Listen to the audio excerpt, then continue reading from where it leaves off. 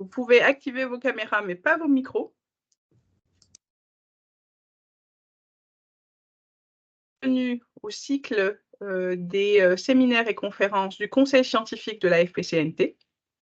Et ce cycle s'inscrit dans une réflexion de 3-4 ans que nous menons au sein du Conseil scientifique sur les liens entre science et décision en matière de risque et d'incertitude.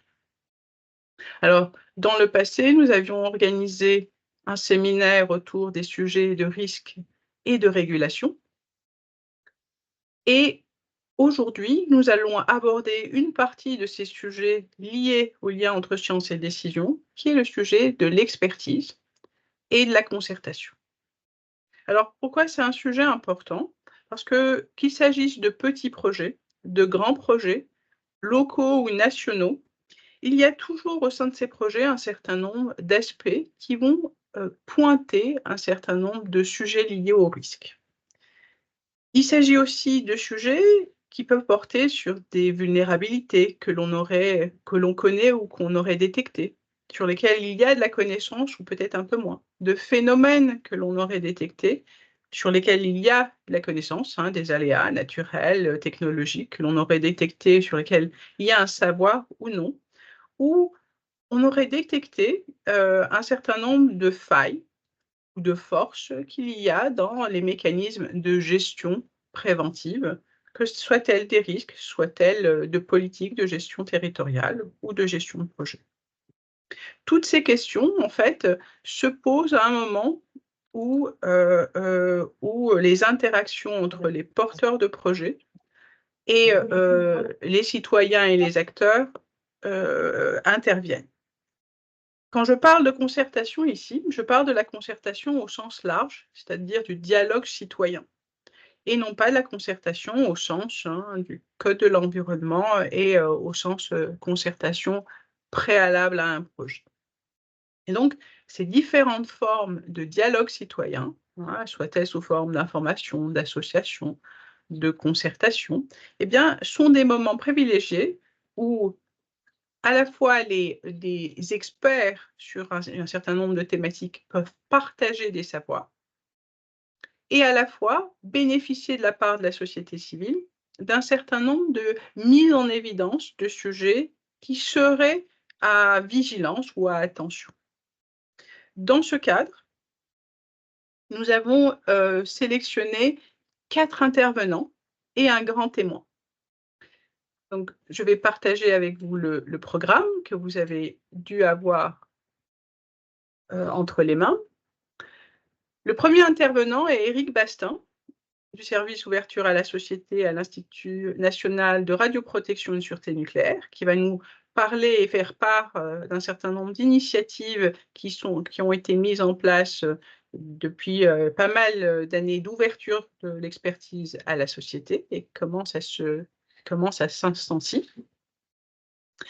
Nous avons l'intervention juste après de Paula Orozco-Suell, de Courant Porteur, qui, elle, est aussi garante CNDP, Commission nationale débat public, et elle va venir nous parler dans ses métiers, dans son travail et ainsi que dans ses rôles de garant ou de présidente de CPDP, de Commission particulière de débat public, la manière avec laquelle, justement, les sujets risques ou les sujets de préoccupation au sein de la population civile sont retranscrites et présentées vers des sphères d'expertise, et inversement, comment on peut enrichir les savoirs par les savoirs citoyens.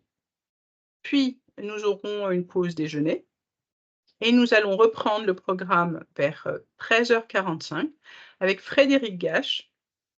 Frédéric Gache, qui est de Seine Grand Lac et qui va, lui, va partager avec nous un dispositif, notamment, qui est une démarche pour éclairer les populations, le dispositif Épicène, notamment, et il va nous montrer comment ceci est venu sensibiliser les acteurs des territoires. Nous allons suivre la discussion avec la présentation de Ludovic Fêtre, de l'Institut Paris Région, qui, lui, va partager avec nous un certain nombre de points sur lesquels dans des projets d'aménagement du territoire sur la région, ou sur les communes de la région de l'Île-de-France, eh bien, un certain nombre de sujets portant sur les risques ont donné lieu à un certain nombre d'expertises, principalement en autosaisie. Et puis, nous avons la chance de bénéficier du témoignage d'un grand témoin qui va nous mettre un peu en perspective ce qui a été discuté pendant la journée. Il s'agit de Jean-Marc Dewitt. Jean-Marc a la particularité d'avoir participé au groupe AFNOR sur l'expertise et qui a donné lieu à la norme sur l'expertise. Voilà. Donc, un grand témoin qui va avoir la dure tâche de venir mettre en perspective ces différentes discussions avec ces travaux sur l'expertise tels qu'élaborés au niveau de la norme. Bien, merci encore une fois d'être là. Je vais vous demander de suivre une petite règle simple. Donc, gardez vos caméras, pour ceux qui le peuvent, allumées. Vérifiez toujours que vos micros sont éteints. Si vous avez des questions pendant l'exposé ou certaines remarques, posez-les dans le chat. Donc, on va les suivre et ça sera au moment des questions, à la suite des présentations, on commencera par vous, avant de passer la parole à la salle. Et rappelez-vous que vous allez avoir et la présentation qui sera mise à disposition et les slides des différents intervenants. Merci à vous. Je vais passer la parole à Éric Bastin. Éric, c'est à toi. Oui, bonjour à toutes et à tous. Vous m'entendez bien? OK. Déjà, merci beaucoup pour cette invitation à partager notre expérience et puis aussi de bénéficier de l'expérience des autres participants. Donc, je suis Éric Bastin, je suis chargé de mission au service des politiques d'ouverture à la société de l'Institut de radioprotection et de sûreté nucléaire, avec son petit acronyme IRS. J'imagine, Myriam, qu'il faut que je partage la présentation. Alors, je vais la partager. Oui, ou je peux le faire, Éric, à toi de voir.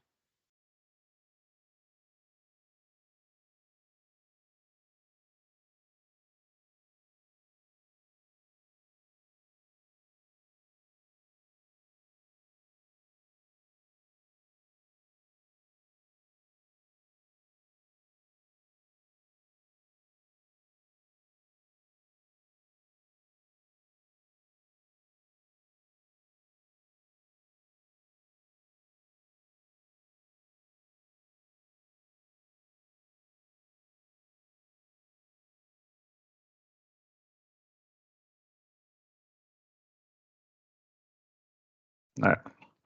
Rebonjour, excusez-moi, une Pas de souci. petite déconnexion. Donc, je vais partager la présentation. Alors,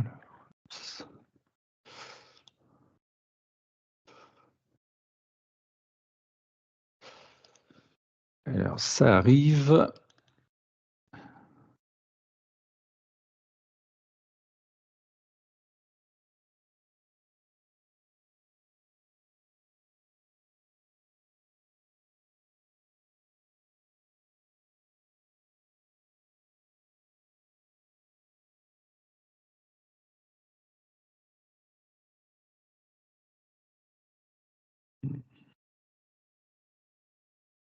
Alors, normalement, est-ce que vous la voyez? Parfait. Bon, Parfait. eh ben voilà. Bon, on va pouvoir commencer alors. Juste pour commencer, pour vous y retrouver quand même un petit peu dans la présentation, je vais faire une courte présentation donc, de l'Institut de radioprotection et de sûreté nucléaire. L'IRSN, en fait, c'est l'expert public des risques nucléaires et radiologiques. Notamment, il émet des avis d'expertise à destination des autorités, des pouvoirs publics au sens large, qui vont servir de base à leurs décisions. Les domaines de compétences en fait, de l'IRSN, déjà, c'est la sûreté nucléaire. En fait, c'est prévenir les accidents nucléaires qui sont susceptibles de se produire et puis limiter leurs effets s'ils surviennent. Notamment, c'est en lien avec le deuxième petit rectangle, c'est pour assurer la protection des personnes, alors que ce soit les travailleurs et les populations, et puis aussi à l'environnement par rapport à l'exposition au rayonnement ionisant. Hein. Cette protection, c'est ce qu'on appelle la radioprotection. Et puis, le domaine de compétence de l'Institut aussi porte sur ce qu'on appelle la sécurité nucléaire. En fait, ça comprend, en plus de la sûreté et de la radioprotection, la prévention et la lutte contre les actes de malveillance, et puis aussi les actions de sécurité civile en cas d'accident nucléaire. Et il y a une dernière mission, c'est de gérer les urgences radiologiques et nucléaires, si en cas hypothétique, et on espère que ça ne sera pas le cas en France, en cas d'accident nucléaire. Ce qu'il faut dire aussi, c'est que l'Institut, en fait, mène des travaux de recherche. Hein, ça, c'est indispensable pour maintenir un haut niveau d'expertise. Et à peu près 40% du budget de l'IRSN est consacré à la recherche. Et pour donner une idée, l'IRSN, c'est 1700 salariés. Voilà, cela c'était un peu pour vous situer l'IRSN dans le paysage nucléaire. Là, cette diapositive, effectivement, c'est pour mettre en évidence un peu quels sont les différents acteurs dans le nucléaire et comment ils interviennent dans l'information et la participation du public. Donc, on a un premier acteur là qui est en haut à droite. En fait, c'est les industriels qui exploitent les installations nucléaires. Hein. Un exemple, c'est EDF qui exploite les réacteurs nucléaires qui produisent de l'électricité. Et ils ont eux-mêmes des actions d'information et de participation du public. Notamment, ils ont l'obligation de diffuser un rapport annuel d'information. Et puis, ils peuvent mener, s'ils le souhaitent, en fait, des concertations, notamment sur leur propre projet de création d'installations nucléaires. Donc ensuite, le deuxième acteur, c'est celui qui est sur la gauche, hein, donc c'est l'IRSN, qui a un certain nombre d'actions d'ouverture vers le public et la société civile. On va le développer ultérieurement. Le troisième acteur, là, on se place dans le domaine du nucléaire civil, c'est l'autorité de sûreté nucléaire, qui est en fait une autorité administrative indépendante qui va être chargée du contrôle des activités nucléaires civiles en France. Et notamment, c'est cette autorité qui délivre des autorisations de création et de mise en service d'installations nucléaires. Ils ont aussi des actions d'information et de participation au public. Notamment, ils organisent des consultations, ils associent le public à leur avis et décisions. Et puis, on a un quatrième type d'acteur qui est très important, c'est les parties prenantes hein, au sens large. Donc, vous avez en bas à droite la Commission nationale du débat public hein, qui organise notamment des débats publics. Hein. On va illustrer un exemple. Il y a eu des débats publics sur ce qu'on appelle le projet CIGEO, c'est-à-dire c'est le projet de stockage des déchets radioactifs les plus nocifs. Et puis récemment, il y a eu un débat public sur les nouveaux réacteurs, hein, car comme vous devez le savoir, en fait, le gouvernement a décidé de faire une relance importante du nucléaire, notamment par rapport aux objectifs climatiques. Ensuite, un peu plus à gauche, vous avez un autre acteur qui est le HCTISN, c'est le Haut Comité pour la transparence et l'information sur la sécurité nucléaire. C'est une instance indépendante et pluraliste, en fait, qui regroupe tous les acteurs du monde nucléaire. Et sa mission, en fait, c'est de promouvoir et de garantir la transparence et l'information du public sur le nucléaire. Et puis, plus à gauche, d'autres acteurs là, qui sont plus liés à la société civile, ce qu'on appelle des commissions locales d'information. En fait, pour chaque site nucléaire qui comprend des installations nucléaires, on a création de commissions locales d'information. Et la mission de ces commissions locales d'information, en fait, c'est de suivre les activités des installations concernées, d'informer le public et puis de faire participer à travers, de concerter avec les populations locales. Donc, en matière de sûreté nucléaire, de radioprotection et d'impact en fait des activités nucléaires sur les populations et l'environnement. Voilà. Et notamment, les commissions locales d'information peuvent faire réaliser directement par elles-mêmes des expertises par des tiers.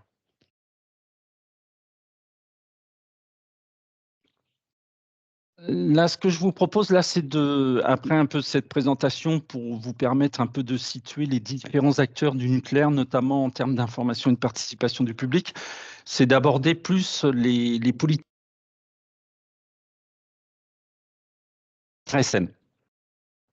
Alors, ça se place dans un contexte où on voit que finalement, par rapport à l'expertise scientifique globalement, il y a des attentes croissantes des citoyens, notamment vis-à-vis des organismes qui réalisent des expertises.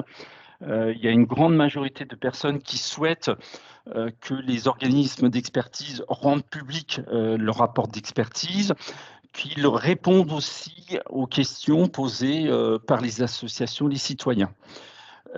Aussi, il y a une très grande majorité de personnes qui jugent utile des structures pluralistes impliquant les citoyens pour échanger sur les risques, les identifier et bien sûr contribuer à la réduction de ces risques.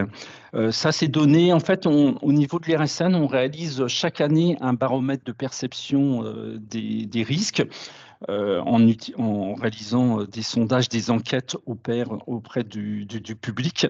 Et donc ça, c'est les résultats du dernier baromètre qui a eu lieu en 2023. Et en parallèle avec finalement cette attente croissante des citoyens, si on regarde au niveau législation et réglementation, en fait, on a de plus en plus de législation et de réglementation qui vont vers plus de transparence et de participation de la société civile, notamment à l'expertise. Donc, au niveau européen, on a la convention d'Aarhus qui donne un certain nombre de droits en termes d'information et de participation, et aussi en matière de justice, si ces deux droits ne sont pas respectés, et ça donc sur les sujets d'environnement. Au niveau français, vous avez la Charte de l'environnement, en particulier son article 7, qui donne aussi un certain nombre de droits d'accès à l'information et de participation à l'élaboration des politiques publiques concernant des activités qui ont une incidence sur l'environnement.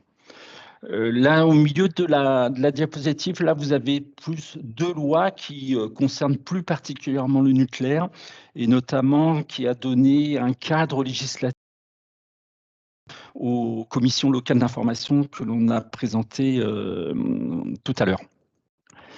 Alors, au niveau de l'IRSN, il y a des actions, bien sûr, d'information du public, notamment en présentant ces travaux de recherche et d'expertise. Notamment, on publie tous nos avis, ça depuis un certain nombre d'années, alors sauf les avis qui sont liés aux activités de défense pour des raisons de confidentialité. Il y a une politique d'ouverture à la société, notamment on va l'aborder, on a élaboré une charte d'engagement, et puis il y a une unité dédiée, un service de politique d'ouverture à la société.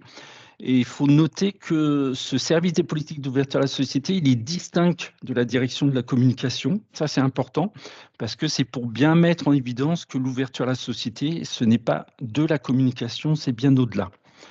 Et puis, l'ouverture à la société, en fait, c'est un axe stratégique qui est inscrit dans le contrat d'objectifs signé avec l'État, qui est au même niveau que les trois autres axes stratégiques de l'Institut. Et cette politique d'ouverture à la société, en fait, elle part d'une conviction, c'est que on fait confiance aux citoyens. Et cet objectif d'associer les citoyens, c'est bien pour aller dans le sens d'une meilleure sûreté nucléaire et radioprotection.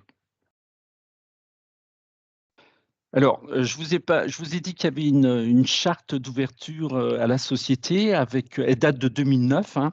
Il y a un certain nombre d'engagements, notamment en termes d'information du public, hein, comme je vous l'ai dit, en particulier en rendant public tous nos avis, de partager des connaissances, hein, notamment pour permettre à la société d'avoir une meilleure compréhension des sujets techniques et aussi des enjeux associés. Et puis, ces engagements visent à ce que les acteurs de la société civile acquièrent des compétences qui vont être utilisées pour leur implication, notamment dans les processus de décision. Et puis, bien sûr, il y a des engagements et des actions qui consistent à permettre au personnel de l'IRSN de dialoguer avec les acteurs de la société civile. Ce qu'il faut signaler, c'est que régulièrement, on fait un bilan de l'application de ces engagements. Pour l'instant, il y a eu 3 bilans réalisés. Et aussi, cette charte de l'ouverture à la société, elle a été signée conjointement avec d'autres organismes français qui réalisent de l'expertise, de la recherche ou de l'évaluation. Hein, au total, il y a 8 organismes qui ont signé cette charte. Et régulièrement, on a des partages d'expériences avec ces organismes pour faire avancer l'ouverture à la société. Alors, pour faire de l'interaction avec la société civile, il faut un certain nombre de conditions. Là, sur cette diapositive, je vais passer rapidement parce que je vais y revenir sur des cas concrets pour certaines thématiques. Une condition importante, c'est que il faut prendre le temps de l'échange, hein. Il faut prendre le temps pour écouter les attentes de la société civile. Parce que c'est pas évident de comprendre les attentes de la société civile et même aussi pour l'IRSN de faire part de ces résultats, de ces travaux d'expertise ou de recherche, hein. C'est quand même si bien sûr ça s'est amélioré, initialement en fait c'est 2 mondes quand même différents avec des langages, des codes différents, des attentes différentes qui n'avaient pas l'habitude de communiquer. Il faut prendre le temps de se connaître, de s'apprivoiser. Et puis aussi, il faut tenir compte du rythme de la société, hein, parce que effectivement, un organisme d'expertise, on est des salariés, c'est notre métier, on fait ça pour y travailler. Mais par contre, les participants de la société civile, tout au moins dans le domaine nucléaire, en fait, c'est essentiellement des personnes bénévoles, hein, donc qui ont pas, ils ne consacrent pas tout leur temps là-dessus. Donc, il faut s'adapter à leur rythme, hein. Alors, on verra que ça, ce thème de s'adapter, il est très important. Et puis, il faut aussi faire preuve de souplesse, c'est-à-dire on a un objectif, mais on va être souple sur la façon de faire, sur les moyens d'atteindre cet objectif.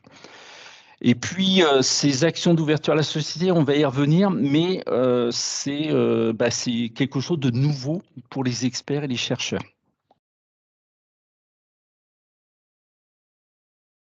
Alors, quand on fait de l'interaction avec la société civile, en fait, contrairement aux vêtements, il n'y a pas de prêt-à-porter, hein. C'est-à-dire, on ne peut pas faire du sur-mesure.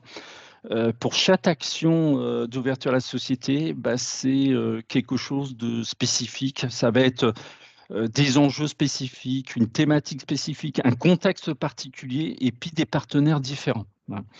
Et cette interaction, en fait, on le verra, on va le détailler un peu plus tard avec des exemples. Eh bien, effectivement, c'est à tous les moments, hein, c'est-à-dire c'est en amont pour définir l'action d'ouverture à la société. C'est important de cette définition de l'action d'ouverture à la société, qu'elle soit co-construite avec les participants de la société civile. C'est bien sûr une interaction pendant, et puis c'est après aussi, hein. Notamment, on va faire un retour vers les participants de la société civile, ça c'est très important, pour leur dire en fait comment leurs questions et leurs avis ont été pris en compte dans nos travaux d'expertise et de recherche, et puis aussi pour apporter des réponses à leurs questions. Alors là, juste une diapositive pour donner un panorama en fait des actions d'ouverture à la société qu'on réalise. Vous verrez là, il y a une diversité.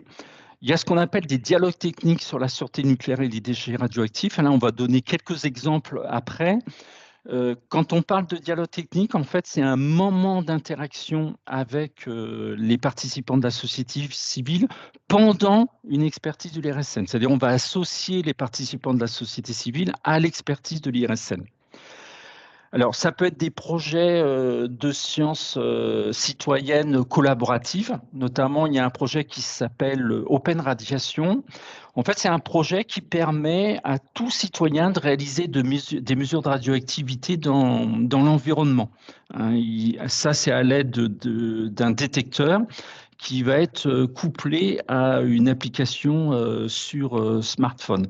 Et ensuite, les citoyens, quand ils ont réalisé leurs mesures, en fait, ils peuvent les partager sur un site dédié, hein, avec les mesures réalisées par des acteurs institutionnels. Ça présente un intérêt. Si jamais il y avait un accident nucléaire, eh bien, ça permettrait de faire des mesures de radioactivité par les citoyens, ce qui permettrait en fait de rendre plus crédibles les informations qui seraient destinées au public, transmises par différents acteurs en cas d'accident. Après, on a aussi des actions territoriales pluralistes. Un exemple, il y a des actions sur le radon. Alors, le radon, c'est un gaz radioactif, hein, qui est issu de la désintégration de l'uranium et du radium. Donc, c'est un gaz qui est présent naturellement en fait dans le sol et dans le sous-sol. Et le problème du radon, c'est un véritable problème de santé publique, c'est qu'il est cancérigène pour le poumon, hein. Et donc, des actions en territoire ont été menées, ce qui permet à la fois aux particuliers et aux collectivités, en fait, de mieux connaître le niveau d'exposition au radon, alors dans les logements ou dans les établissements recevant du public, et puis de les accompagner en fait dans les actions afin de réduire la présence de ce gaz radioactif. Et dernier point, il y a bien sûr, on développe des modes d'interaction et de dialogue avec la société civile. On va en voir un exemple avec un jeu sérieux qui sera abordé ultérieurement. Alors, je ne sais pas, Myriam, est-ce que peut-être on peut faire une petite pause pour pas qu'il y ait une présentation complètement longue, peut-être s'il y a des questions sur cette première partie de compréhension ou des questions de partage Oui, d'expérience. merci Eric. Et du coup, Philippe? Oui, bonjour et merci pour la présentation. Donc, Philippe Garnier, je suis architecte à École d'architecture de Grenoble et membre du conseil scientifique. En fait, bon, j'ai eu l'occasion de croiser des personnes de l'IRSN et donc, sans connaître parfaitement la maison, j'allais dire. Par contre, vous allez vers un changement de statut, si je ne m'abuse, et en quoi ce changement de statut va influer cette mission d'information, de contribution, enfin de participation de la société civile. Est-ce que vous avez déjà des éléments là-dessus et comment c'est pris en compte éventuellement dans le futur dispositif? Alors, j'allais y venir à la fin, mais je vais répondre, comme ça sera fait. Oui, comme vous savez, il y a une réforme en cours sur le système de contrôle et de gouvernance des risques radiologiques et nucléaires, hein, de la sûreté et de la sécurité nucléaire, hein. Il y a une loi qui a été très récemment promulguée qui vise en fait à rassembler l'IRSN tel qu'il est et l'autorité de sûreté nucléaire telle qu'elle est pour créer une nouvelle autorité de sûreté nucléaire qui regrouperait donc à la fois l'expertise et la décision, alors que jusqu'à présent, dans le système actuel, on avait une séparation entre l'expertise et la décision. Voilà. Donc voilà, ça, il y a cette loi. Pour l'instant, la loi étant juste promulguée, il y a un préfigurateur qui va être nommé. Donc, il y a des réflexions qui ont commencé à être mises en œuvre, hein, mais on est tout au début des réflexions. Hein, donc là, on n'a pas d'éléments pour préciser vers quoi on va aller en termes de nouvelles structures et de nouvelles organisations. Ce qui est évident, c'est que les actions d'ouverture à la société, elles vont se poursuivre dans un cadre, bien sûr, différent. Donc, le paysage va être modifié, les relations vont être re-questionnées, hein, mais aujourd'hui, bien sûr, il est beaucoup trop tôt pour préciser vers ce quoi on s'oriente. Mais en tout cas, ces actions d'ouverture à la société civile vont se poursuivre. Merci Eric. Philippe, une autre question? Tom et Michel? Michel, tu veux? Allez-y. Oui. Oui, est-ce qu'on a des exemples à l'étranger de schémas analogues où l'expertise et la décision seraient regroupées dans un même organisme? Alors, effectivement, il y a différents cas de figure, hein. Il y a des pays où on a encore une séparation entre l'expertise et la décision, et puis il y a des pays où effectivement on a regroupé la décision et l'expertise. C'est vrai que d'une manière générale, on est plutôt sur cette deuxième option de regrouper la décision et l'expertise. C'est le cas le plus fréquent.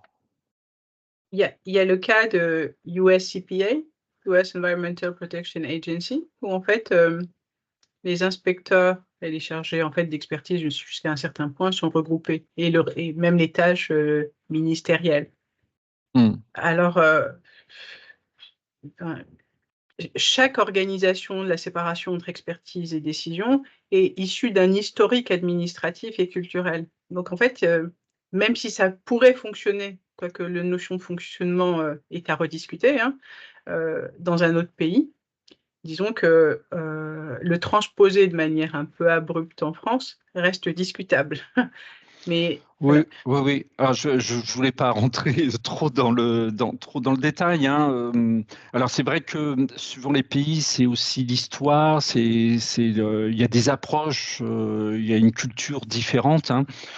Je vais quand même un peu donner mon sentiment personnel. Moi, je trouve que c'est important de séparer l'expertise et la décision, hein. Notamment en termes d'action d'ouverture à la société, parce que le système actuel, en fait, l'Institut donc émet des avis, des expertises pour le compte de l'autorité de sûreté nucléaire, hein, notamment dans le domaine civil. Ensuite, on publie cet avis, hein. Ensuite, l'autorité de sûreté nucléaire prend une décision sur la base de cette expertise, mais il y a aussi d'autres considérations de la décision, hein, comme on l'a vu pour la crise sanitaire avec la Covid-19. Il y avait un conseil scientifique qui donnait des éléments scientifiques plus en termes de santé, et le gouvernement prenait sa décision, mais en intégrant aussi, bien sûr, des intérêts, des aspects économiques et sociaux, hein. Voilà. L'avantage, après, c'est que l'autorité de sûreté nucléaire aussi rend public ses avis, ses décisions. Et moi, je trouve que cette séparation, elle est importante parce que le public peut voir ce qu'a dit l'IRSN et ensuite voir ce qu'a dit l'autorité de sûreté nucléaire dans sa décision. Et parfois, constater qu'il y a que ce qu'a dit l'IRSN n'est pas totalement repris par l'autorité de sûreté nucléaire, ce qui peut être tout à fait justifié. Après, justement, c'est un peu le jeu démocratique. L'autorité de sûreté nucléaire doit expliquer, notamment vis-à-vis de la société civile, pourquoi elle n'a pas retenu un certain nombre de choses. Moi, je trouve que ce fonctionnement, il est très sain d'un point de vue démocratique. Merci Eric. Tom, puis après Thierry. C'était un avis personnel, hein, bien sûr. Oui, Eric, j'avais une question. C'était, est-ce que tu considères que les questions environnementales qui naissent de plus en plus en ce moment, le climat anxiogène qui on va dire, qui arrange pas la chose, Est-ce que tout ça a fait naître un peu cette envie citoyenne d'être de plus en plus informée et intégrée au questionnement autour du nucléaire? Ou selon toi, si c'est pas le cas, quelles seraient les autres raisons qui auraient fait qu'actuellement il y a cette envie citoyenne d'être de plus en plus informée sur le sujet? Alors par rapport au souhait, alors je dirais de la société civile parce que peut-être le public au sens large, c'est un petit Mhm. peu différent. Alors déjà, il faut savoir que dans le nucléaire, bon, comme vous le savez sans doute, le nucléaire, c'est un sujet très clivant. Historiquement, il y a eu quand même beaucoup de mouvements de contestation, hein, dans le Ouais. nucléaire. C'est-à-dire qu'il y a eu, historiquement, il y a une implication de la société civile, notamment au travers des associations. Alors, ça a démarré d'ailleurs par rapport à l'arme nucléaire, hein. Et ça, il y a tout un historique, un processus très important. Même le démarrage du nucléaire civil, il y a eu quand même une contestation assez importante, y compris d'ailleurs de scientifiques, hein, puisque au moment du plan Mesmer, quand on a lancé le nucléaire civil, il y a un certain nombre de scientifiques, notamment du CNRS, qui s'étaient opposés au nucléaire civil, notamment en créant une association.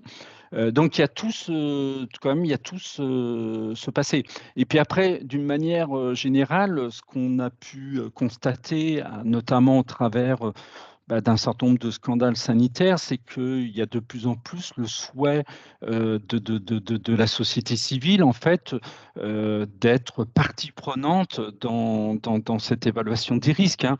Et on a vu même au niveau médical avec le sida, les malades ont souhaité être beaucoup plus associés, notamment aux avancées thérapeutiques et au traitement de cette maladie. Donc il y a aussi un contexte global. Mhm. Donc moi, je trouve que c'est un peu une logique qu'il y ait, il y ait de plus en plus en fait ce souhait. Alors c'est pour ça que je dis que c'est la société civile. Après, c'est une partie du public, hein. Voilà, il n'y a pas bien sûr aussi un engouement extraordinaire. Et puis aussi, ce qui a évolué, c'est que les associations, notamment, qui étaient plutôt opposées au développement du nucléaire, en fait, au début, il y avait beaucoup un message politique. Et finalement aussi, un des aspects qui peut être développé pour être opposé au développement du nucléaire civil, finalement, c'est la sûreté des installations nucléaires. Parce qu'on Mhm. peut considérer que les installations nucléaires ne sont pas suffisamment sûres. Donc, il y a eu petit à petit des acteurs associatifs, en fait, qui se sont intéressés aux problématiques scientifiques et techniques, qui ont vraiment regardé concrètement comment est fait la sûreté nucléaire et la protection contre les rayonnements ionisants. Donc, il y a aussi cet effet-là qui a permis aussi, notamment, un rapprochement avec les entités qui réalisent une expertise en matière de sûreté nucléaire et de radioprotection. Merci Eric. Merci. Thierry? Oui, bonjour à tous et toutes. Moi, j'ai une question par rapport au sujet précédemment évoqué de deux modèles qu'on peut envisager entre le modèle de séparation et le modèle de réunir. Est-ce que précisément, il y a eu des études scientifiques, si je puis dire, qui se sont intéressées aux différences entre les deux modèles? Je veux dire, l'expérience du Covid montre qu'il y a une grande différence et parfois une confusion entre dire la médecine dit que ou tel expert médical dit que. Parce que quand on dit la médecine dit que, tout n'est pas équivalent. Quelqu'un peut lancer un groupe en disant la Terre est plate, on a le droit de l'écouter, mais bon, cette idée-là n'est pas équivalente avec la Terre est ronde. Donc voilà, est-ce qu'il y a eu des études là-dessus qui ont poussé un peu plus loin les deux modèles? On peut penser que de temps en temps, il y a des logiques financières, d'économie qui interviennent aussi là-dedans. Bon, voilà, c'est Ouais. ça ma question. Merci. Eric, tu veux y répondre?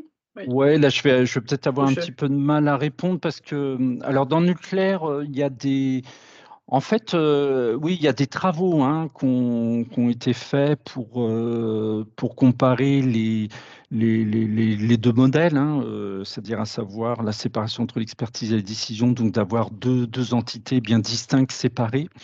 et puis le modèle où tout est regroupé dans une même entité. Voilà. Je ne vais pas plus commenter que ce que j'ai dit tout à l'heure. Après, il y a des avantages et puis des inconvénients. Après, c'est un choix. Pour moi, c'est un choix vraiment en lien avec un fonctionnement démocratique. Voilà. Après, comment c'est un petit peu le but des actions d'ouverture à la société, hein, c'est-à-dire on associe le public, on va parler de sujets techniques, de sujets scientifiques, et c'est ce que je disais, hein, c'est bien que l'optique que les participants de la société civile acquièrent des connaissances et des compétences, hein, en s'ouvrant finalement aux travaux d'expertise et de recherche de l'IRSN. Et puis, on le verra un peu plus tard là, dans des exemples concrets sur la suite de la présentation. Après, l'IRSN a un avantage, a un intérêt de l'ouverture à la société, c'est-à-dire elle réalise une expertise, elle va écouter les questions, voire les avis de la société civile pour les intégrer dans son expertise, donc pour rendre plus robuste son expertise, dans le sens, c'est ce que je disais tout à l'heure, dans le sens d'une meilleure sûreté. Merci Eric. Pour la question de Thierry, effectivement, ce sera un point que l'on discutera aussi au moment du conseil scientifique et qui va donner suite aussi à d'autres travaux dans le cycle sciences et décisions de la FPCNT.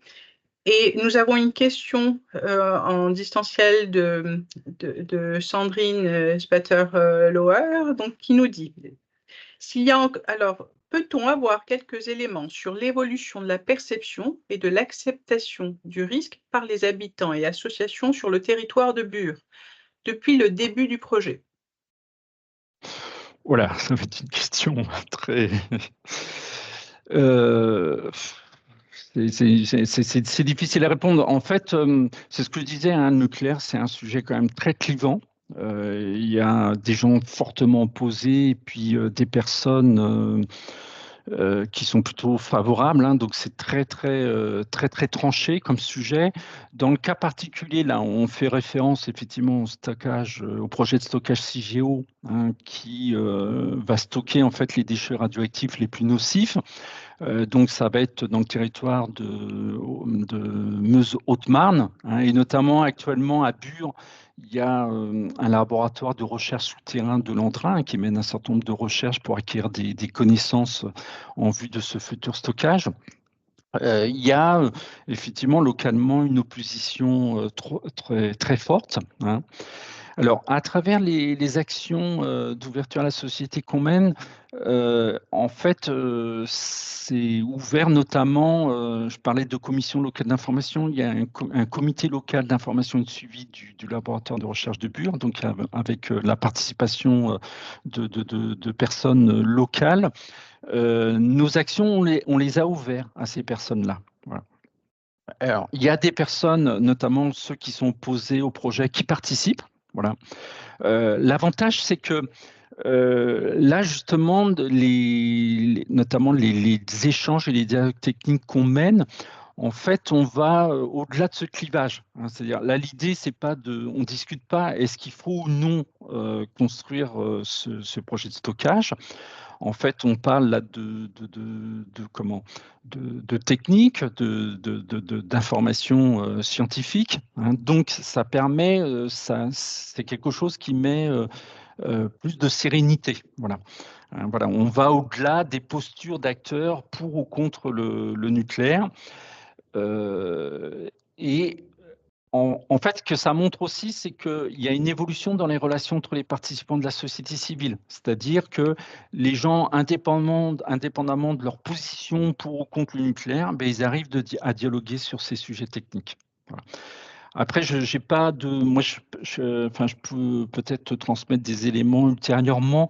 Moi, j'ai pas de, j'arrive pas à vous transmettre plus d'éléments sur comment ça a évolué la perception par les habitants, hein, sachant qu'il y a le projet de stockage CIGEO, c'est un sujet très controversé, hein, il y a des fortes oppositions.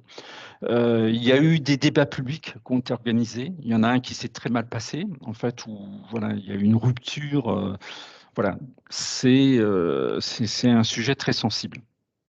Merci Eric. Et donc, je pense qu'on va poursuivre ta présentation. Oui. On voit déjà de vives questionnements sur ce sujet.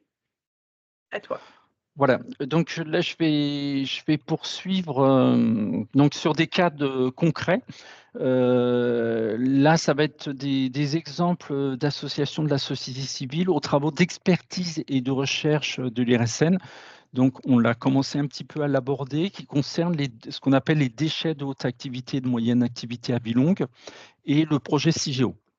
Alors, justement, avant de rentrer dans le vif du sujet, pour que vous y retrouviez dans la présentation, je vais donner quelques éléments d'explication donc, concernant ces fameux déchets radioactifs et le projet CIGEO.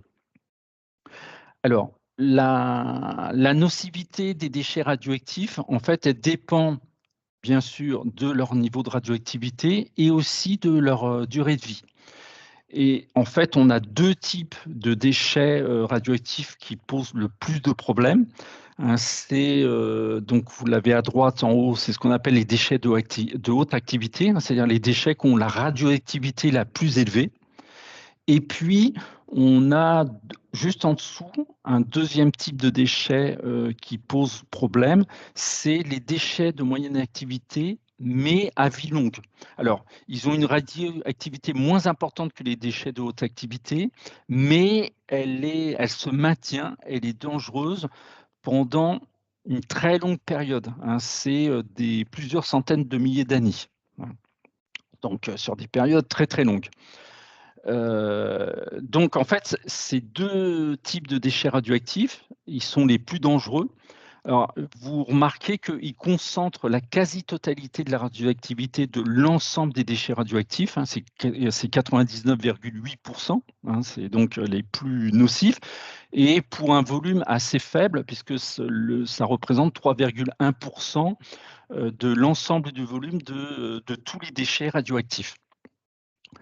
Donc, on voit bien que là, effectivement, il y a des forts enjeux de sociétaux, c'est-à-dire comment on peut assurer un stockage sûr pendant plusieurs centaines de milliers d'années, parce que déjà, vu l'état du monde, on a déjà du mal à prédire ce qui va se passer dans un an. Donc, on imagine bien que sur des centaines de milliers d'années, c'est encore plus compliqué. Alors, par rapport à ça, la France, elle a retenu ce qu'on appelle un stockage géologique profond pour ces déchets de haute activité, de moyenne activité à vie longue. C'est environ à 500 mètres de profondeur. En plus, ce choix, il est inscrit dans une loi. Et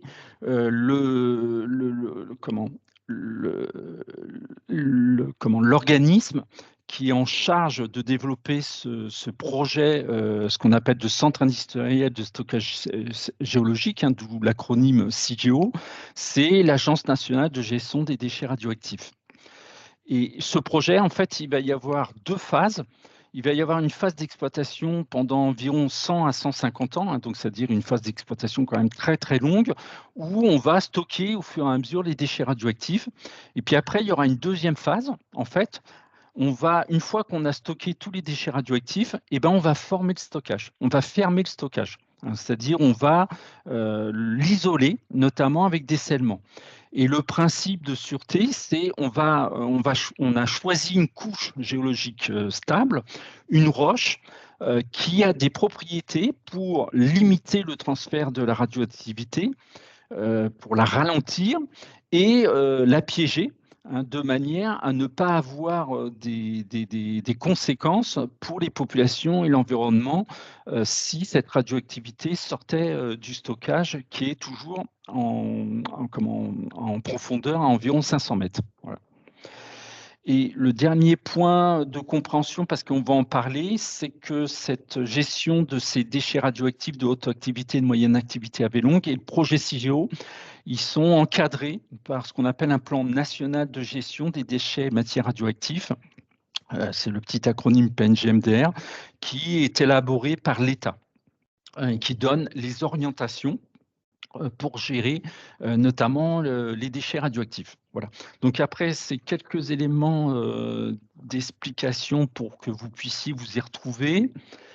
On va voir un premier cas concret, c'est on associe la société civile au moment d'expertise de l'IRSN concernant donc ces déchets achats et MAVL et le projet CIGEO. Alors, ces échanges et ces dialogues techniques, ils sont organisés bien sûr par l'IRSN, l'ANCLI, qui est l'association nationale qui fédère les commissions locales d'information, et puis le comité local d'information et de suivi du laboratoire de recherche de Bure. Comme je le disais, sur Bure est installé un laboratoire de recherche souterrain exploité par l'ANDRA pour acquérir toutes les connaissances et les données pour développer le projet de stockage. Et donc là, on voit que, et ça c'est un élément important, c'est que la société civile est impliquée, puisque l'ANCLI et ce comité local à Bure, en fait, ils sont constitués de représentants de la société civile. Donc, on implique la société civile y compris dans l'organisation de l'action d'ouverture à la société. Donc ça, c'est très important que la société civile soit acteur, y compris dans l'action, dans l'organisation des actions d'ouverture à la société. Et il y a donc ces échanges et dialogues techniques. Ils ont deux objectifs. Le premier, c'est que c'est permettre aux acteurs de la société civile d'acquérir des compétences et des connaissances qu'ils vont utiliser dans le processus de décision publique dans d'autres lieux, par exemple lors de consultations, d'enquête publique, de concertation, de débat public. Donc ça, c'est l'intérêt pour la société civile. Et puis, il y a un intérêt pour l'IRSN, c'est de rendre plus robuste son expertise en intégrant les questions et les réflexions des participants de la société civile. Alors, une remarque importante là, c'est que compte tenu de ces objectifs, on voit que c'est un investissement important des participants de la société civile. Ce n'est pas une action d'information, mais on va demander aux participants de challenger l'expertise de l'IRSN et qu'eux acquièrent des compétences et des connaissances pour s'impliquer dans d'autres lieux. Et c'est sur la base, compte tenu de ces objectifs, c'est sur la base du volontariat, ceux qui le souhaitent. Là, on n'a pas besoin de représentativité, compte tenu de ces objectifs. Et dernier élément, cette action d'ouverture à la société, elle est organisée depuis plus d'une décennie. Alors ça, c'est très important, c'est que les actions de ce type-là, elles doivent s'inscrire dans la durée sur le long terme et de manière continue. Ça, c'est une condition pour que les acteurs de la société civile acquièrent des connaissances et des compétences sur des sujets techniques quand même complexes. Alors, et donc en fait, on a sur cette décennie, on a un peu 4 phases. Les premières années, c'était plus une première phase de partage de connaissances. En fait, on partait de rien. La société civile un peu découvrait ces sujets de gestion de ces déchets radioactifs les plus nocifs. Donc, il y a eu un temps nécessaire pour que les acteurs de la société civile acquièrent des connaissances sur ce sujet. Et puis aussi pour l'IRSN, ça demande du temps. Eh bien, il y avait besoin de mieux connaître, comprendre les sujets d'intérêt et les préoccupations des participants de la société civile.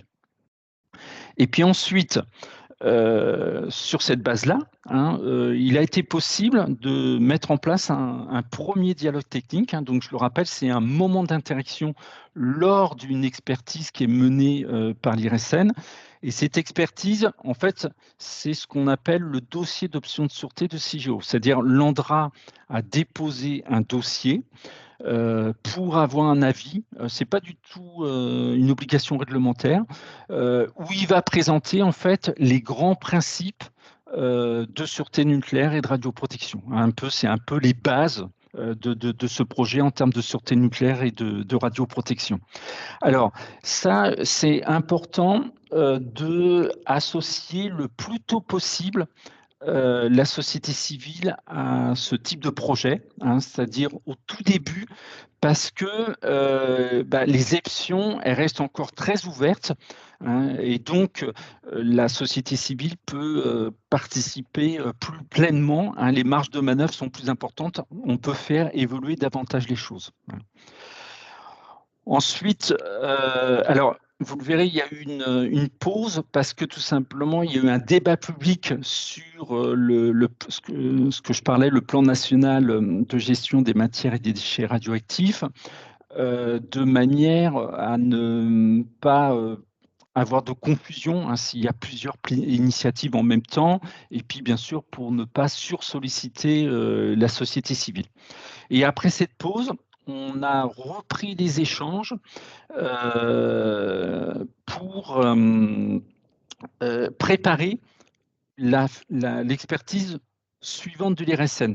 Alors, c'est aussi important d'avoir ces moments-là qui sont déconnectés de l'expertise parce que, par contre, quand on fait un dialogue technique au moment de l'expertise, on a des contraintes de délai. Voilà, l'expertise, on la rend à un moment donné. On ne peut pas dire, non, on la rend dans 6 mois plus tard. Donc, il y a des contraintes de délai. Par contre, là, quand on fait des échanges techniques déconnectés d'une expertise, là, on a plus de temps. Donc, c'est un moment intéressant pour approfondir des sujets. Et puis, il y a une 4e phase. On a mis en place un 2e dialogue technique. Et là, on est un peu plus loin dans l'avancée du projet. Ça, c'était lors de l'expertise par l'IRSN de ce qu'on appelle une demande d'autorisation de création de CIGEO. C'est un exploitant nucléaire.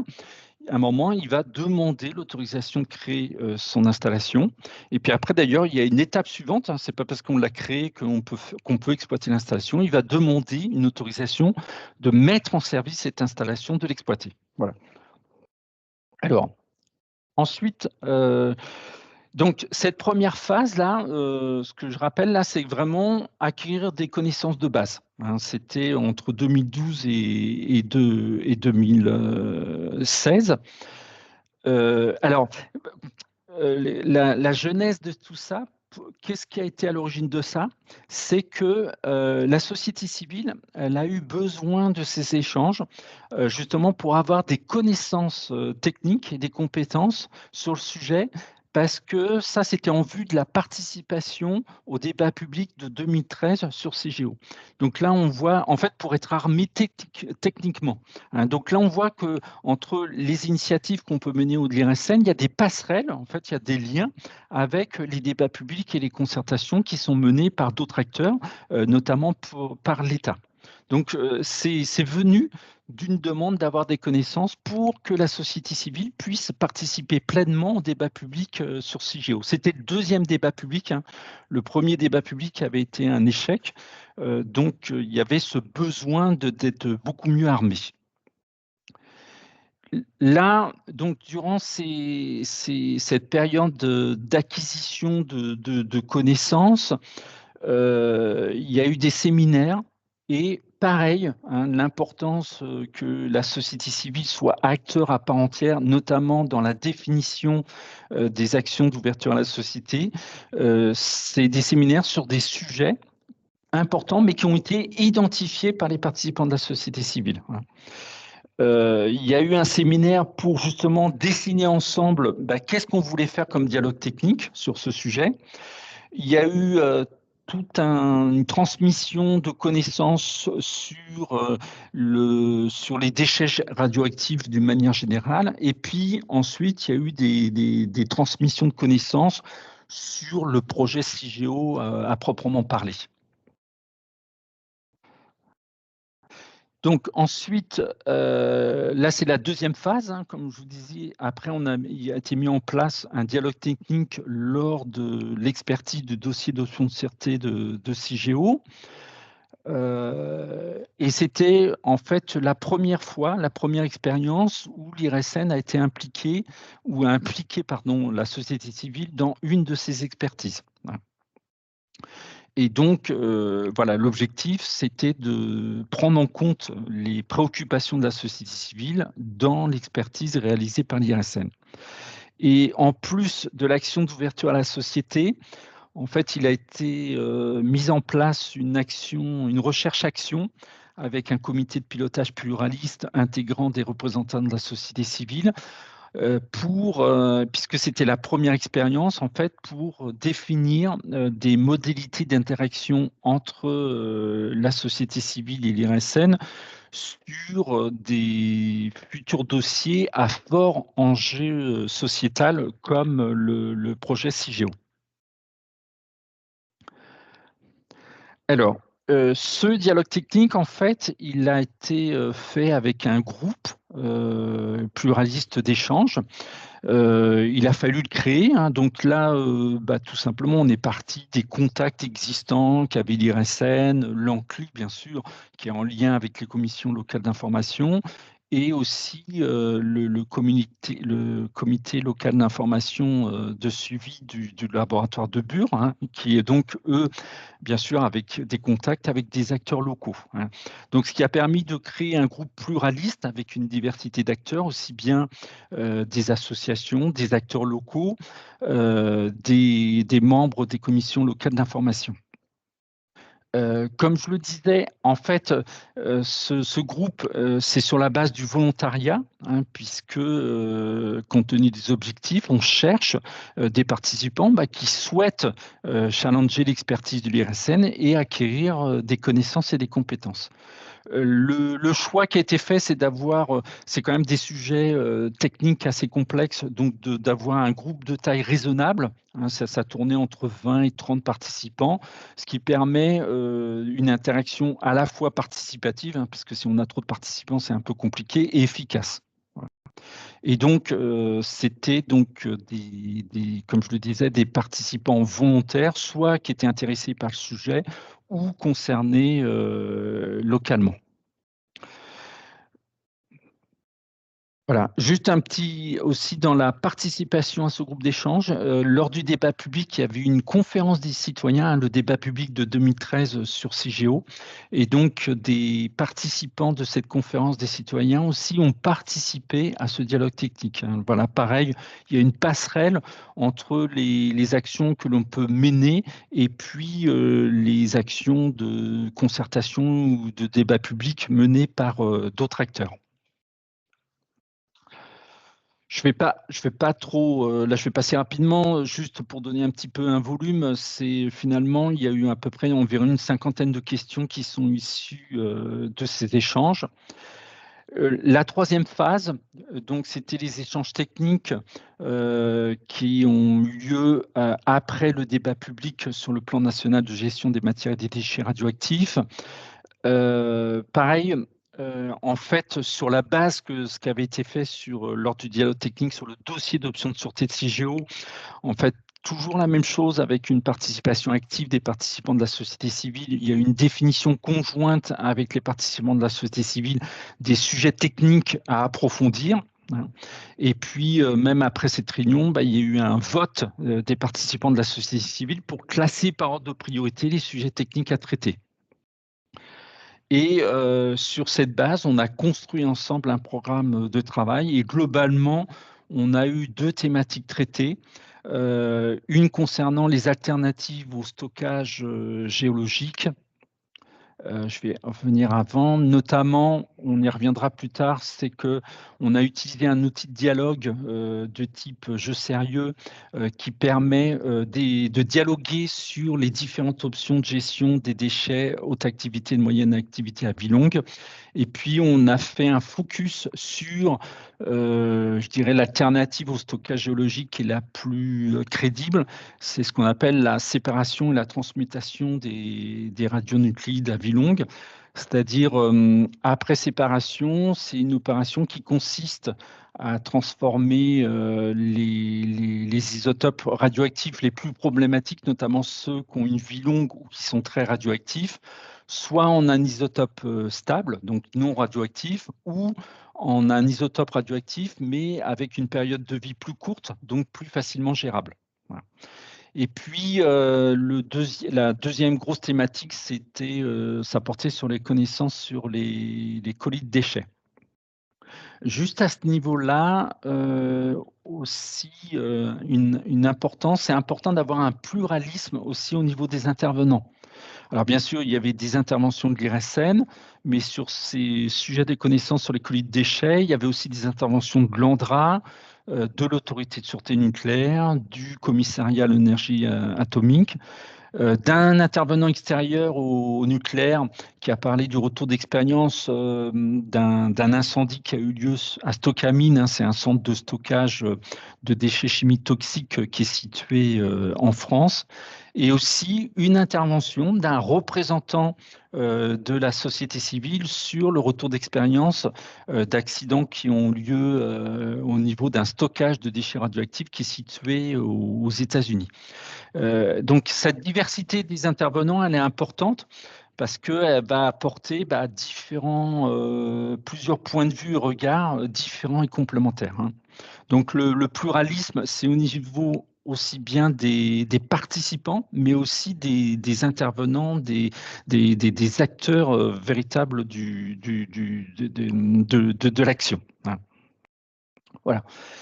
Je vais juste terminer par la quatrième phase, donc qui s'est poursuivie avec un dialogue technique lors, là, cette fois-ci, de l'expertise de l'IRSN qui concernait la demande d'autorisation de création de CIGEO. Hein. Donc là, on est plus loin dans l'expertise. C'est toujours organisé par l'ANCLI, le CLIS de Bure et l'IRSN.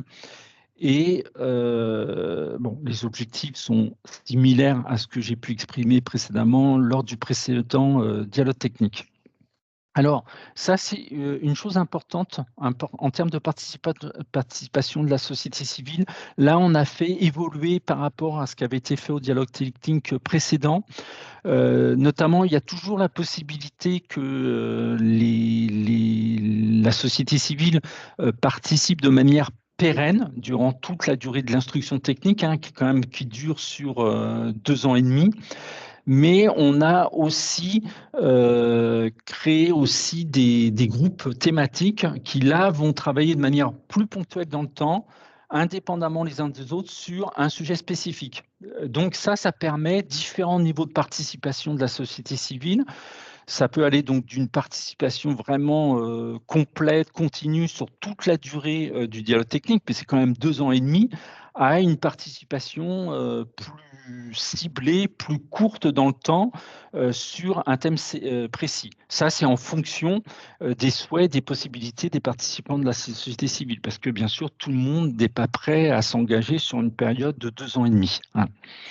Et ça a été décidé justement en interagissant, en échangeant avec la société civile lors de la construction de ce dialogue technique. Hein, ça, c'est une demande qui est venue de la société civile et qui a été prise en compte.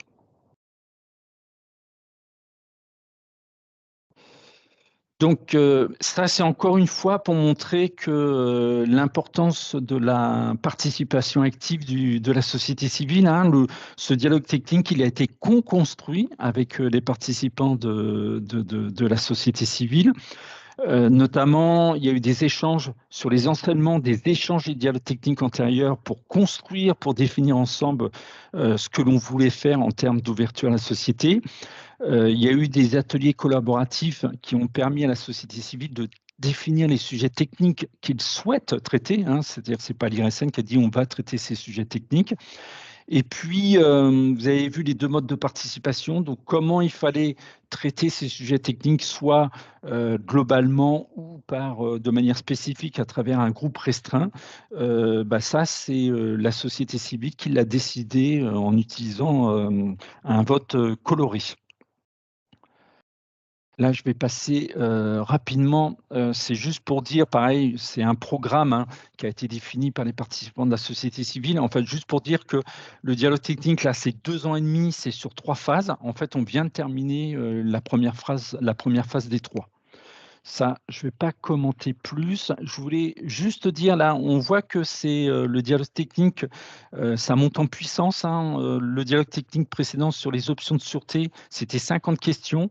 Là, sur la demande d'autorisation de création de CIGEO, c'est 220 questions et on n'en est qu'à la première phase sur 3. Il y a des questionnements qui ont porté sur, parce qu'il y a des incertitudes sur la nature et la quantité des déchets radioactifs qui sont destinés au stockage.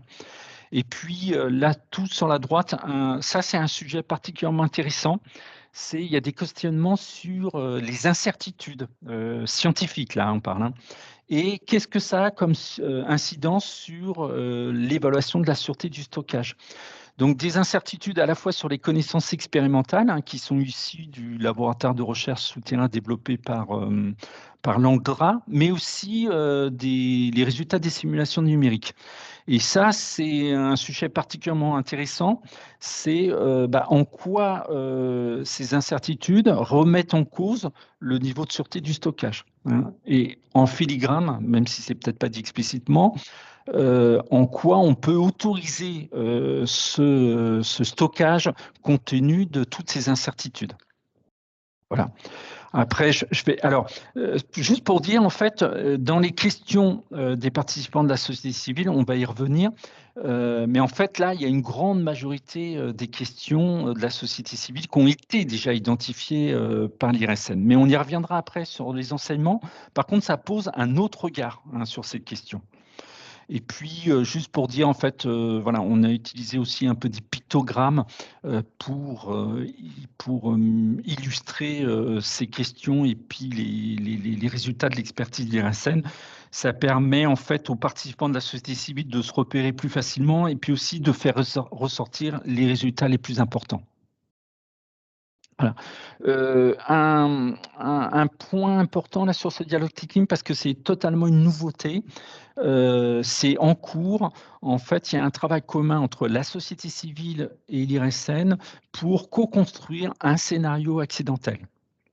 Alors, il y a eu une première réunion qui s'est fait d'ailleurs en visioconférence, hein, qui montre que voilà, on peut interagir avec la société civile même dans des conditions de visioconférence qui ne sont pas les plus favorables, et en utilisant une plateforme participative et itérative, eh bien, les participants de la société civile ont dessiné 3 scénarios.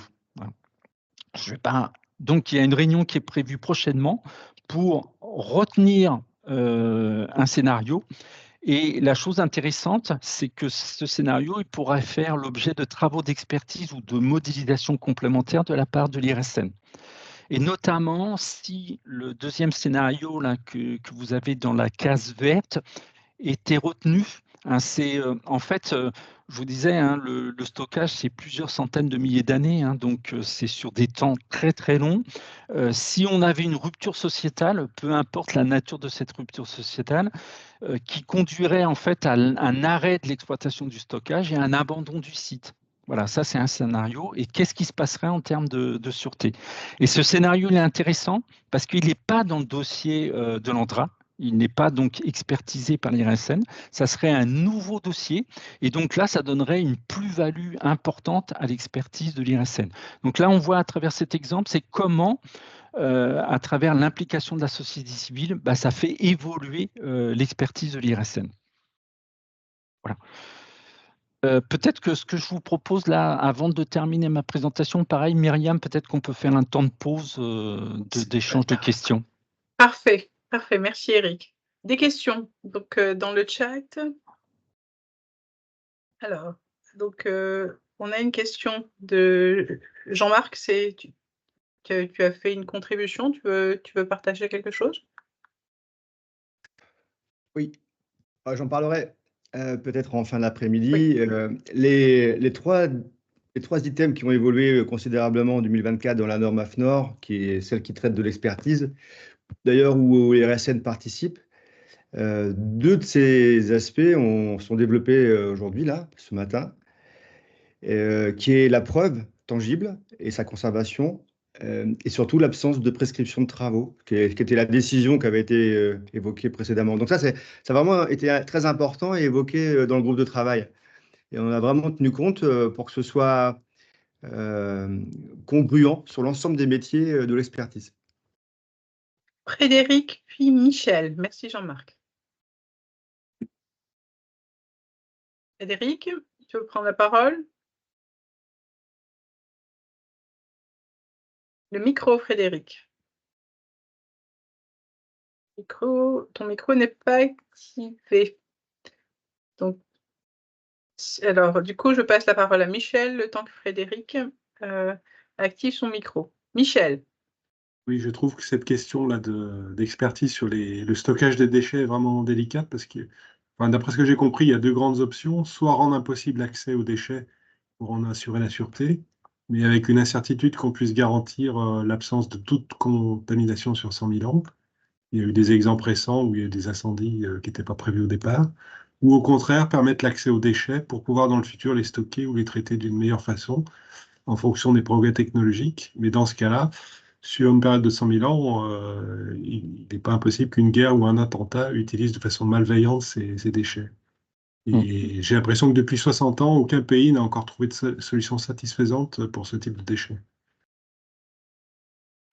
Oui, si tu veux, Muriel, je peux apporter quelques éléments. Oui, c'est tout. Là, je pense que vous avez bien résumé la problématique du stockage, sachant que les options restent ouvertes. Hein. C'est-à-dire là, pour l'instant, on s'oriente vers un stockage géologique en profondeur. Et là, le principe, peut-être un petit peu plus le préciser que ce que j'avais fait tout à l'heure. Là, on choisit effectivement une roche géologique qui a un certain nombre de propriétés. Et en fait, la sûreté, alors il y a une phase d'exploitation où on stocke les déchets, puis après, on va fermer le stockage. Et là, ça, c'est au bout de 150 ans.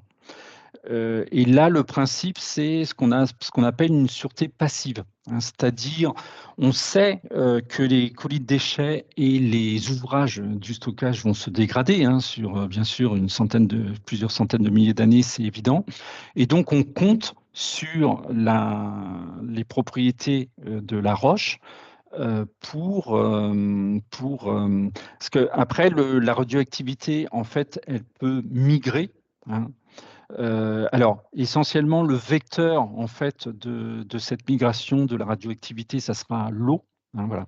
Et donc, on va choisir une roche dont les propriétés en fait ralentissent en fait empêchent, voire même la circulation de l'eau et la migration des produits radioactifs, et aussi une roche qui a une capacité de rétention, de piéger la matière radioactive. Voilà.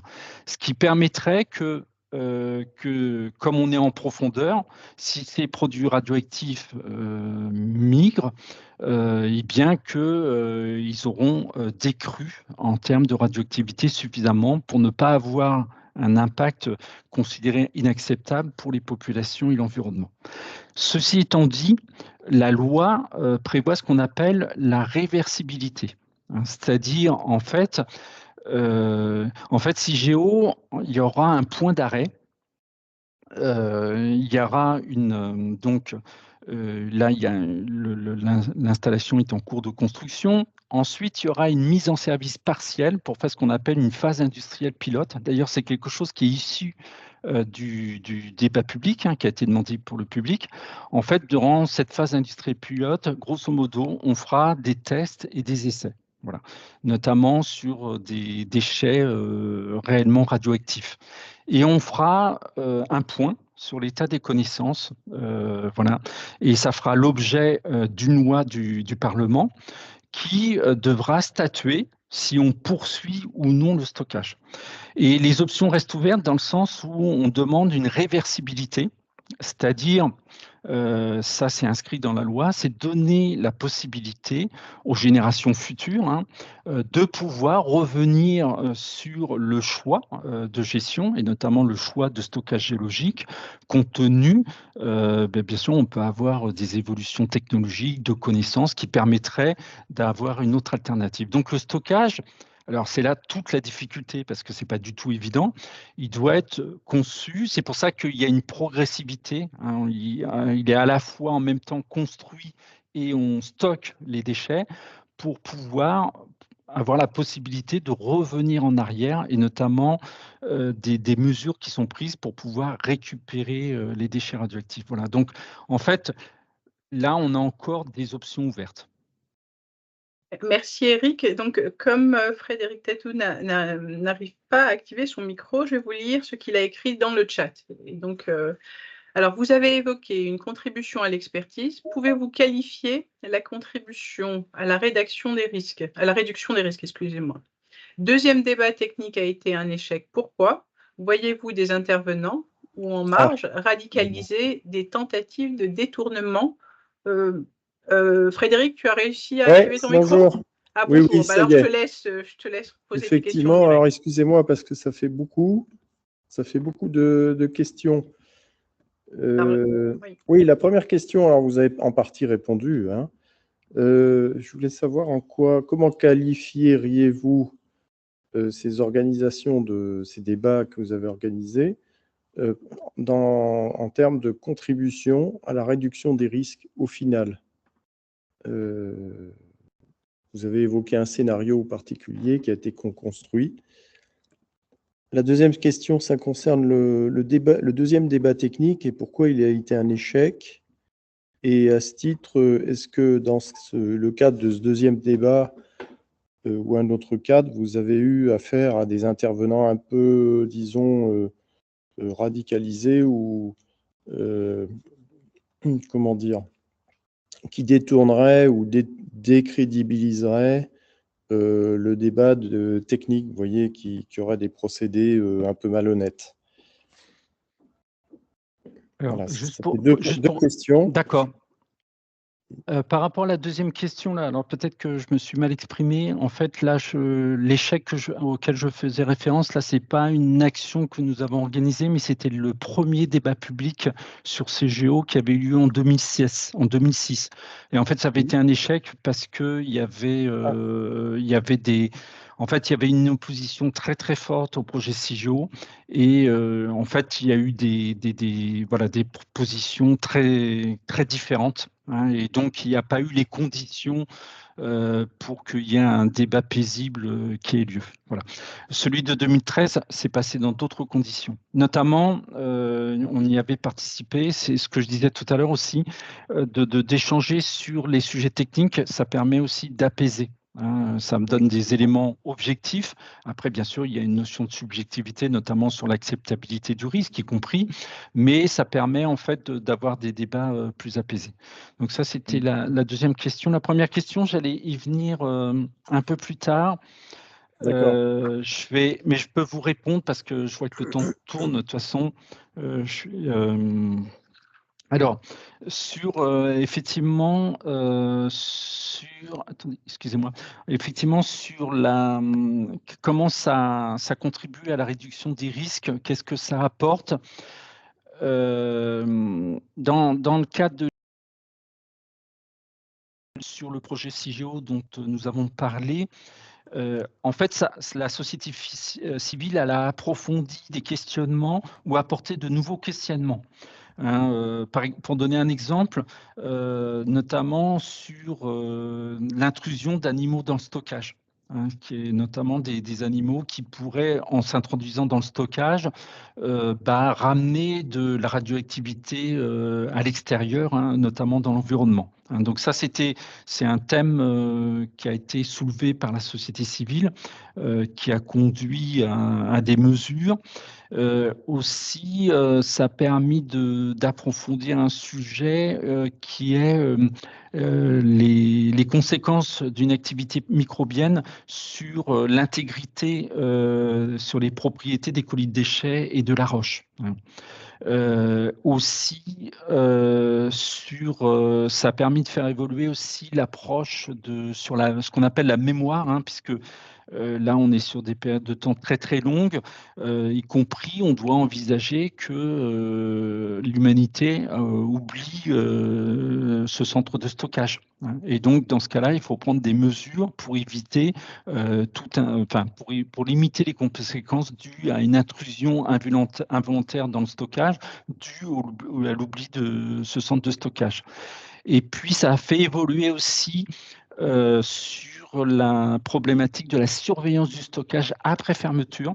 Parce que là, vous vous rendez compte, sur des centaines de milliers d'années, bien sûr, on n'a aucune technologie de surveillance fiable sur de telles périodes.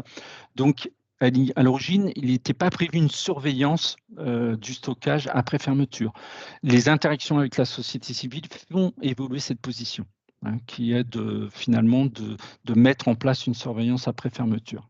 Voilà un petit peu des exemples que je peux donner en quoi la participation de la société civile a conduit à modifier des choses d'un point de vue sûreté. Merci Eric. Et on a une question de Corinne Larue qui dit qu'elle pose sa question sur les participants. Elle dit: vous parlez de société civile présentée comme un bloc, or elle n'est pas uniforme. Savez-vous quels ont été les participants? Comment êtes-vous allé les chercher? Voilà, c'est effectivement. Pour Oui, compléter, vas-y Corinne.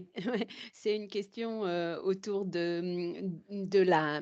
On sait que dans la participation du public, il y a des gens qui n'y vont pas. C'est pas pour ça qu'ils n'ont pas des points de vue qui soient intéressants. Et donc, actuellement, au sein de la CNDP, il y a une vraie tentative d'aller chercher, d'aller vers les populations pour justement avoir plus de diversité dans les discours. Hein. Et donc, voilà, je me posais la question, parce que vous présentiez la société civile comme étant un bloc, grosso modo, ce que je comprends de votre point de vue, mais on sait bien que ce n'est pas un bloc et que c'est très diversifié. Merci de votre réponse. Non, alors effectivement, là, vous soulevez une question cruciale. Hein. Là, je pense que là, il n'y a personne qui a une réponse, une recette miracle. Hein. Alors, c'est vrai que effectivement, les participants de la société civile dans les actions qu'on peut mener, ils sont divers. Hein. Il y a des membres des commissions locales d'information, hein, donc qui sont plus des acteurs locaux. Après, il y a des participants des associations qui sont aussi très divers, hein, c'est-à-dire ça peut être des associations qui sont plutôt en faveur du nucléaire et des associations qui sont plutôt opposées au nucléaire, hein, mais qui arrivent à dialoguer sur ces sujets techniques. Là, j'ai oublié de le dire, mais depuis des années, ces personnes il y a un certain nombre de personnes qui ont acquis des compétences, des connaissances, donc qui sont devenus vraiment des experts de sûreté nucléaire et de radioprotection. Donc, il y a un certain nombre de personnes de la société civile qui sont devenus des experts et aussi qui participent. On a aussi un peu des citoyens qui ont participé lors de débats publics et de concertations. Alors ça, c'est des contacts qui ont été créés au fur et à mesure. Hein. Il n'y a pas non plus de recettes miracles. Mais c'est l'importance de créer et de maintenir des liens avec les personnes. Hein. C'est tout un travail qui est à la fois aussi passionnant. Alors, comme tous les acteurs de la participation du public, hein, effectivement, c'est vrai que on a tendance à avoir toujours un peu les mêmes personnes. Donc, il y a bien sûr le souhait de trouver de nouveaux participants, notamment aussi de bien sûr toucher plutôt des publics jeunes, hein, qui sont peut-être plus difficiles à toucher. Voilà, il n'y a pas non plus de recette miracle. Voilà, c'est des tentatives, c'est des contacts, et puis on essaye de construire ça. Alors, c'est un exemple là d'une action d'ouverture à la société sur un programme de recherche qui s'est fait. La moitié des participants, c'était des étudiants. Et ce qui a facilité la participation des étudiants, c'est de contacter et d'impliquer les professeurs. Voilà. Vous avez fait la même chose avec les écoles? Parce que les écoles, c'est aussi un biais intéressant pour attirer les jeunes, Oui, entre guillemets, alors, l'école, lycée. voilà, ouais. Il y a des actions vis-à-vis des écoles, notamment il y a ce qu'on appelle des ateliers de la radioprotection qui se font avec des lycées. Hein. Chaque année, ça se fait, donc ça réunit différents lycées de France, y compris à l'étranger. Et donc, en fait, les élèves ont des projets qu'ils présentent. Là, c'est toujours la même chose. Voilà, c'est aussi en rendant les participants actifs qu'ils s'impliquent dans. Donc, il y a un certain nombre d'actions aussi vers les jeunes aussi. Merci Eric. On peut poursuivre la présentation. Ouais, je vais peut-être accélérer parce que Voilà. je vois que oui. le temps passe et je suis un peu trop bavard finalement. Je voulais. Alors, je vais peut-être aller plus vite. Hein. Ça, c'est une action qui a été menée là sur un programme de recherche. Ça concerne en fait l'objectif en fait, c'était de prendre en compte les réflexions et les questions de la société civile dans l'optique d'élaborer l'agenda stratégique de recherche de l'IRSN sur la surveillance des installations souterraines d'un stockage géologique. Hein. Alors ça, c'est très important, là, c'est de bien préciser le cadre. Là, il ne s'agissait pas de faire une co-construction de l'agenda stratégique de recherche, mais c'était l'IRSN qui gardait la main sur la construction de son agenda stratégique de recherche, mais par contre, ils associaient à la réflexion des participants de la société civile. Donc ça, c'est un enseignement, c'est très important de bien définir le cadre, les marges de manœuvre, ce que l'on fait et ce que l'on ne fait pas, parce que sinon, ça peut générer de la frustration et de la déception. Voilà. Et ce que je disais, là, une chose intéressante, c'est que le groupe de travail, il a été constitué pour moitié d'acteurs avec lesquels d'acteurs de la société civile avec lesquels on a l'habitude de travailler et qui sont plutôt un public averti, et puis aussi pour moitié des étudiants. Voilà, qui étaient plutôt profanes sur le sujet. Et donc, on avait une diversité à deux niveaux, à la fois une diversité générationnelle parce que les acteurs habituels de la société civile, ils sont plutôt d'un certain âge par rapport aux étudiants. Et puis, donc, une diversité en termes d'avoir un public averti, voire expert, et d'un public profane. Et ça a été, ça a très bien fonctionné. Voilà. Et ça a permis finalement d'avoir, de prendre en compte des éléments soulevés par la société civile dans l'agenda stratégique de recherche. Voilà. Je vais parler d'un jeu sérieux là. C'est un jeu sérieux j'en ai fait référence à plusieurs reprises. Et puis, il a été aussi utilisé lors du débat public sur le plan national de gestion des matières et déchets radioactifs organisé par la Commission nationale du débat public. En fait, ce jeu sérieux, il permet d'échanger sur les différentes options de gestion de ces déchets de haute activité et de moyenne activité à vie longue. Et alors, l'avantage, c'est que c'est un jeu qui est bien sûr qui est ludique, mais aussi le jeu, il a l'avantage en fait d'établir des règles qui ne sont pas perçues de manière contraignante. Et en fait, ça pose en fait les conditions du dialogue. Et en fait, l'idée, c'est qu'on a un jeu de plateau avec des cartes. Et en fait, on a deux tours. En fait, on a un premier tour où chacun va exprimer sa position sur un sujet sans être interrompu par les autres. Hein. C'est une des règles. Et puis, il y a un deuxième tour, c'est identique, mais sauf que là, chacun va réexprimer des choses après avoir entendu ce qui a été exprimé par les autres. Hein. Donc, qui est susceptible, en fait, de faire évoluer sa position. Et donc, c'est des conditions qui permettent à la fois d'exprimer sa position et puis d'entendre les positions des autres, surtout quand elles sont opposées aux nôtres. Hein. Et parce que sur des sujets très controversés, c'est bien ça la difficulté, c'est que chacun aussi puisse entendre les positions des autres lorsqu'elles sont différentes, voire opposées. Et là, l'objectif, c'est pas de rechercher un consensus, parce que parfois on n'y arrive pas et c'est pas un intérêt, mais c'est plus voilà, de pouvoir plus expliciter sa position et aussi de mieux comprendre les positions des autres. Voilà. Je vais terminer rapidement sur le quatrième exemple concret. C'était donc lors du débat public sur le plan national de gestion des matières et déchets radioactifs, et avec des contributions très diverses de la part de l'Institut, qui était en soutien là. Hein, c'est pas lui le porteur de projet. Hein. Donc notamment en créant des connaissances et des savoirs pour éclairer le débat public, hein, notamment avec des rapports et des fiches thématiques et pédagogiques, appuyer la Commission nationale du débat public en termes d'ingénierie de la participation, notamment en aidant à la mobilisation d'acteurs pluralistes et en mettant à disposition donc un jeu sérieux pour un atelier de la relève qui a regroupé des étudiants donc, pour réfléchir aux solutions de gestion à long terme des déchets radioactifs. Et puis, la participation à une démarche de clarification des controverses techniques, ce qui permet de donner au public une explication des différences d'argumentation exprimées par des experts, des organismes institutionnels ou des associations. Ça, c'est un enseignement important, c'est que c'est important de mettre en évidence les points d'accord et les points de désaccord, et ce qui reste encore en discussion.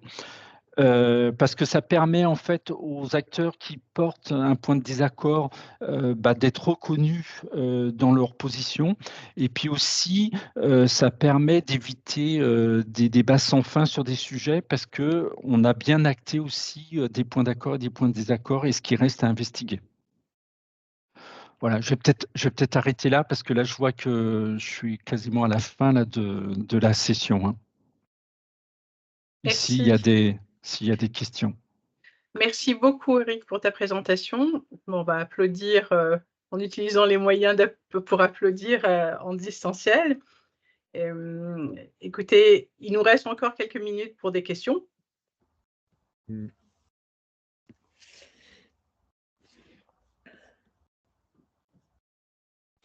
Oui, Thierry. Oui, moi j'ai une question qui est finalement, est-ce que vous avez une idée de comment est vue par d'autres cette logique et ce travail très, très constant, très élaboré sur la participation, l'implication, l'inclusion finalement de la société civile? Parce qu'il y a ceux qui ne sont pas évidemment dans le groupe central, si j'ai bien compris, éventuellement élargi au groupe je ne sais pas s'il faut dire périphérique, parce qu'il y a beaucoup de gens qui peuvent agir en disant il y aura de la part des gens, il y aura un espèce de syndrome de Stockholm par rapport à l'expertise technique. Les gens de l'extérieur pourraient dire oui, mais progressivement, les gens sont apprivoisés et vous les ramenez à vos vues. Donc, est-ce qu'on a une idée de cette perception externe et éventuellement de risque de remise en cause assez brutal finalement, assez global du travail fait? Alors, je vais essayer d'apporter quelques éléments là, par rapport. Alors, la perception externe. Alors déjà, je vais peut-être pas commencer par la perception des participants de la société civile. Alors, c'est quand même fortement apprécié. Parce que effectivement, les gens ils sentent que ce qu'ils expriment, c'est pris en compte dans l'expertise de l'IRSN. Là, j'ai donné des exemples de comment ça a fait évoluer des pratiques. Ça modifie les relations entre les participants de la société civile, et puis En fait, dans les témoignages, c'est que ce que les gens expriment, c'est qu'ils acquièrent des connaissances et des compétences qu'ils peuvent utiliser dans d'autres lieux. Donc ça, c'est très important. Pour les experts de l'IRSN, c'est aussi très important parce que ça valorise leur travail, ça conforte aussi leur expertise, hein, parce que la société civile a les mêmes questionnements, les mêmes préoccupations.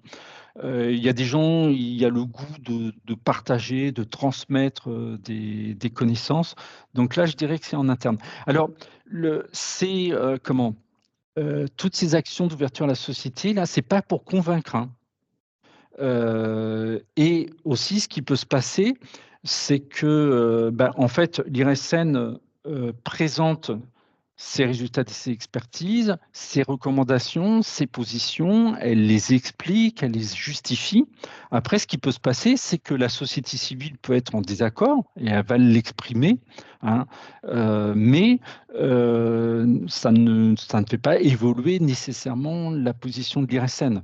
Donc, c'est pas pour convaincre, et puis d'un autre côté, c'est pas pour faire plaisir à la société civile. Il y a un certain nombre de sujets sur lesquels l'IRSN a une position qui est différente des positions de certains acteurs de la société civile. Voilà. Après, ces actions, elles mettent en œuvre aussi l'autorité de sûreté nucléaire, des exploitants nucléaires qui eux-mêmes mènent leur propre action d'ouverture à la société. Ça, c'est complémentaire, hein, donc c'est aussi fait en cohérence avec l'ensemble des actions. Maintenant, c'est évident qu'il y a des axes de progrès, hein. Le premier, c'est que peut-être ça reste encore un peu trop de répondre aux questions des participants de la société civile, et peut-être qu'il y a des progrès de prendre en compte plus les questions, mais aussi les avis de la société civile dans l'expertise. Après, mais ça, c'est en dehors de nos actions, là, c'est plus au niveau de la décision publique, hein. On voit bien qu'il y a une limite dans la participation de la société civile quand il s'agit d'avoir une influence sur la décision, hein. Voilà, je ne sais pas si j'ai un peu répondu à vos questions, interrogations. Et alors, on prend la dernière question. Denis, c'est à toi.